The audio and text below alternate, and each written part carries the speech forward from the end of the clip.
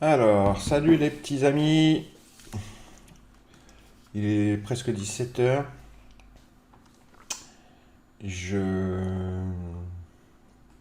Pour la session US, là, je suis en train de regarder. J'ai pas encore. Je suis disponible seulement maintenant pour regarder un petit peu ce qui se passe. On est en haut de marché, en train de faire des zigzags, hein. On a fait un petit trend haussier, tranquille, tranquille, tranquille. Qu'est-ce que je vais pouvoir vous montrer comme graphique pour ça? Un graphique bien parlant. Oui, voilà. Un truc tout simple, hein, pas compliqué. Vous voyez, petit train de dossier, même en session Globex, hein, tranquille, tranquille, qu'on a continué à l'ouverture de la session cash. On est venu chercher le POC Globex de la veille ici, et boum, on est parti, et on traîne douille, on traîne douille, on traîne douille, on traîne douille, on traîne douille, on traîne douille. On est bientôt arrivé sur la valeur haute de la veille, ici, et on commence à faire une pause. Donc moi, ce que j'ai envie de faire, c'est la jouer purement factuelle et théorique. C'est comme on est en train de faire un espèce de zigouigoui là qui s'apparente à un petit retracement, essayer de prendre un point d'achat, si j'ai un signal d'achat, pour viser justement cette VAH, d'accord?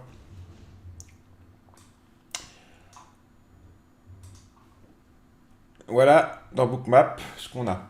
Alors le point d'achat, il peut être tout de suite, hein, d'accord? L'idéal, ça serait qu'on vienne chercher ce niveau là, vous voyez, j'ai un niveau ici. Mais si on ne descend pas jusque là et que j'ai un bon point avec une structure de carnet qui me parle, par exemple ici on voit qu'il y a pas mal d'acheteurs qui se présentent, eh bien je rentrerai. En plus je viens d'avoir, non, j'ai pas eu d'imbalance acheteuse, elle n'est pas validée. Mais ouais, cette zone là, en zone d'achat peut être bien. Sinon le top ça serait de venir ici, hein. Et encore mieux, le VWAP en dessous là.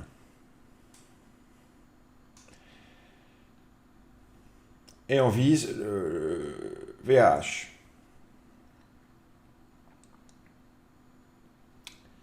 Vous voyez, c'est assez propre, c'est assez parlant. On est là, hein, pour l'instant. Euh, on est en train de travailler donc dans ce grand corps, et cette zone peut travailler d'hier.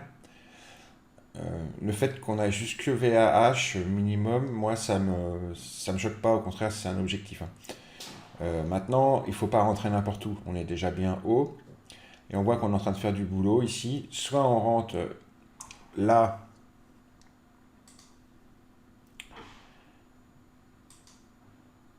à 3388,50, soit on attend la single print ici à 3385, ici. D'accord? En tous les cas, il y a une zone d'entrée ici, et ça c'est indéniable. Mais faut essayer d'être le plus propre possible, le plus précis possible. Euh, si je fais ça, vous voyez, il y a vraiment il y a un point ici, hein, qui a rejeté hier, on voyait une petite queue cachée. C'est pour ça qu'il y a cette petite single. Donc ça serait assez bien qu'on revienne ici. En plus, ça correspond aussi à un gros pic de volume, hein, vous voyez. Bon, sinon ici, plus haut, comme je le disais, hein, il y a une zone plus haute, intermédiaire, où on peut rentrer. Et on voit dans les volumes que ça correspond à un beau creux, là, une belle vallée. Donc ici aussi, ça peut être une zone d'entrée. D'accord? Et si on décompose le profil d'aujourd'hui, en fait, faut pas qu'on redescende. Si on veut garder la dynamique haussière, faut pas qu'on redescende en dessous cette single print là, la lettre.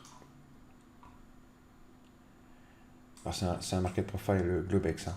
La lettre J, il faut pas qu'on redescende en dessous du J ici, si on veut garder cette dynamique haussière, 3389. Donc ça serait un bon point d'entrée ici, vous voyez ce gros pic de volume là.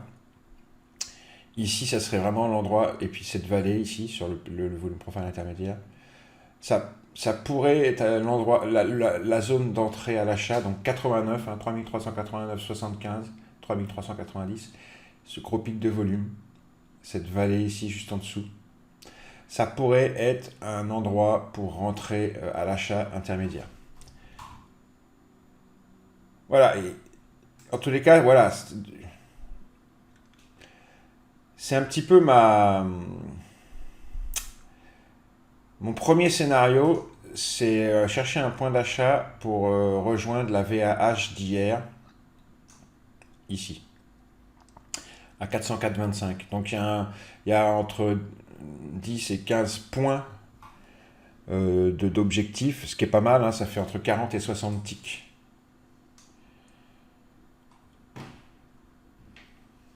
Donc, ouais. Vous voyez, donc s'ils pouvaient construire un socle ici, ce qui serait bien, l'idéal c'est qu'ils fassent du ziboui là, et qu'ils reviennent tester l'endroit où ils ont buté ici, et que ça tienne. Et là, donc on est sur les 3390, c'est exactement là où je vous disais, la première zone, la zone intermédiaire d'achat. Et là, s'ils pouvaient revenir travailler un petit peu là, ça serait idéal. On pourrait tenter un achat. L'idéal, c'est qu'on revienne là. Ah là là, ils vont pas y aller. Ils vont partir sans nous, les amis.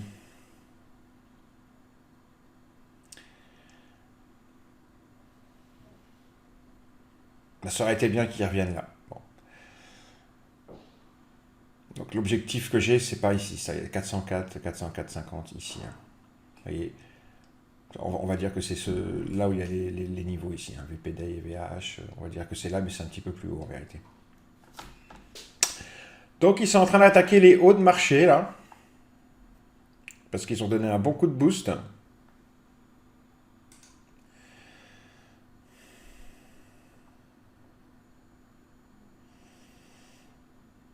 Je vais mettre le footprint. Parce que du coup, ça change tout. Hein, le fait qu'ils aient déjà fait un bon mouvement.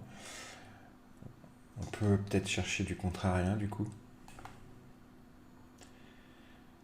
Enfin, jouer un retracement.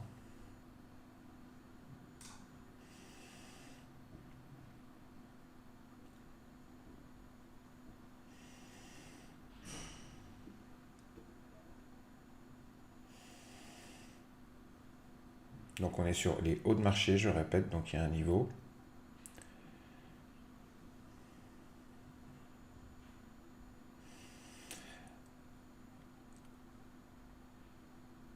Les acheteurs sont en forme, hein. Ils sont assez en forme. Hein. Alors là, il y a une imbalance short qui se dessine. Voilà, elle est validée. J'ai une petite imbalance short qui vient de se valider.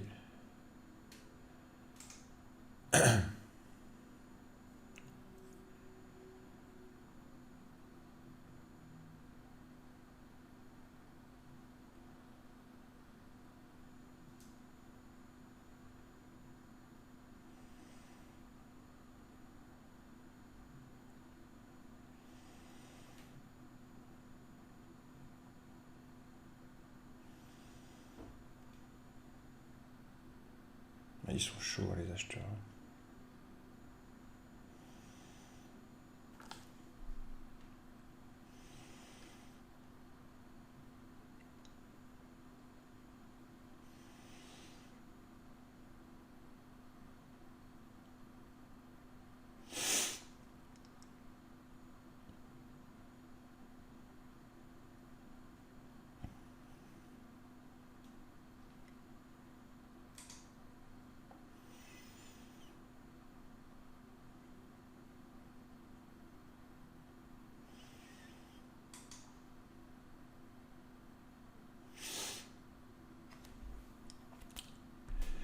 Donc les acheteurs sont très chauds.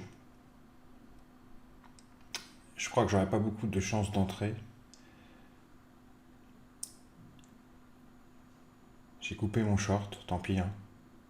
Et je me suis mis à l'achat parce qu'ils sont très très chauds. Là, l'agressivité est du côté des acheteurs. Et mon objectif est par là. Comme je disais tout à l'heure. Vous voyez, ça pousse. Hein. C'est très chaud niveau acheteur. Ça pousse, ça pousse. Hein. Déjà, j'ai regagné ma perte et je suis en gain de 100. Mais je peux faire plus, je le sens.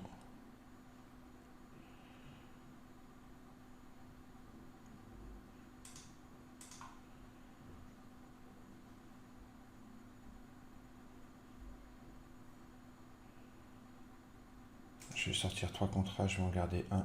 Voilà, il m'en reste un.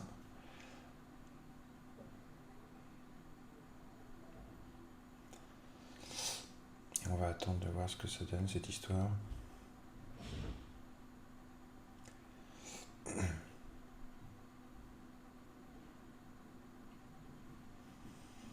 Donc vous voyez, il ne faut pas rester, faut pas s'entêter hein, quand on est dans un mauvais trade. Hein. On coupe sa perte et on en tire les conclusions nécessaires. Je vais revenir sur l'explication après, je termine le trade là. Parce que j'ai l'impression que là, vous voyez, les acheteurs dans le carnet essayent d'absorber les ventes, mais ça me paraît... Il faudrait que les acheteurs market reviennent et qu'il y ait encore, comme tout à l'heure, une petite manipulation. Ah, ça y est, ça revient, vous voyez. Les acheteurs market reviennent. Donc on arrive sur mon niveau là. Il y a de la grosse liquidité. Ça va être compliqué de passer ça du premier coup. Néanmoins, ça serait pas mal qu'ils essayent. On pourrait essayer de sortir par là. On aurait à rejoindre l'objectif, hein, la VAH dont je parlais. Allez, un petit effort. Ah, vous voyez, là, ça y est, on voit les acheteurs s'épuiser un peu. Allez les gars. Non. Ça veut pas. Allez, je sors. Ils veulent pas. Bon, bah, écoutez, j'ai fait 300 balles. Ce qui est pas mal, hein, au vu du fait que au départ, j'ai fait un mauvais trade, j'étais à moins 300. Mais vous voyez, il faut jamais se... Et on a presque atteint l'objectif que j'avais. Presque. Hein. Je vous montre. Il faut jamais s'entêter. Hein, c'est dommage parce que mon scénario principal était le bon, hein, du coup. Mais, comme, vous voyez, on y est arrivé. Hein, à 2 titres près, on y est arrivé. Hein. Donc, mon scénario, vous voyez, on y est. Hein, on y est. Mais je pense qu'ils vont y aller, hein, peut-être même plus haut. Mon scénario principal était le bon, mais comme ils ont fait ce mouvement-là, de hausse très fort, bah, pour moi, il était un peu tard pour entrer à l'achat du coup. Hein. Et comme on était sur les hauts de marché, je me suis dit, bon, je vais tenter un short. Ils vont faire un petit retracement d'au moins 4 ticks. Première information, ils n'ont pas retracé du tout, quasiment pas. Première information sur la force des acheteurs. Deuxième information, regardez les volumes. Il n'y a aucun volume vendeur en bas là, au moment où on est sur les hauts de marché. Il n'y a absolument rien. Ok ? On commence à rogner, on rogne. Les volumes acheteurs commencent à augmenter. Ici. On rentre dans la liquidité. Là, je me suis dit, laisse tomber. Je coupe mon trade. Ok, j'ai coupé mon trade. C'est ici. À ce moment-là, je me dis, bon, les acheteurs, ils ont de mort, là. Honnêtement, vous avez vu, il y a eu un petit overlap. On voit que les vendeurs s'épuisent, ici. Il n'y a vraiment personne pour vendre, vous voyez. Les acheteurs réentrent derrière. On voit vraiment, hein, dans la vidéo, vous la repasserez. Il y a même il y a un petit peu de spoofing en dessous. Hein, ça pousse en dessous les prix. Je suis entré à l'achat. Ça pousse. Vraiment, vous voyez, ça soulève bien. Hein. Toute cette phase-là, et j'ai encaissé donc à l'achat cet écart-là, qui est un magnifique écart, qui m'a remboursé la petite perte d'ici, et qui m'a fait 300 $ de gain. Donc c'est pas mal. En fin de compte, il a fallu que je revienne sur mon premier scénario qui était le bon, et il a fallu que je me mette dans la tête que je n'aurais pas de point d'entrée optimal, parce que les acheteurs sont tellement fort qu'il n'y a pas de retracement suffisant pour avoir un point d'entrée optimal. Et le trade perdant est un trade qui donne une information supplémentaire à ce moment-là. À ce moment-là, le trade perdant est une information supplémentaire sur la force des acheteurs. Très important. Un trade perdant, on s'en fout. Les trades perdants, il y en a tout le temps.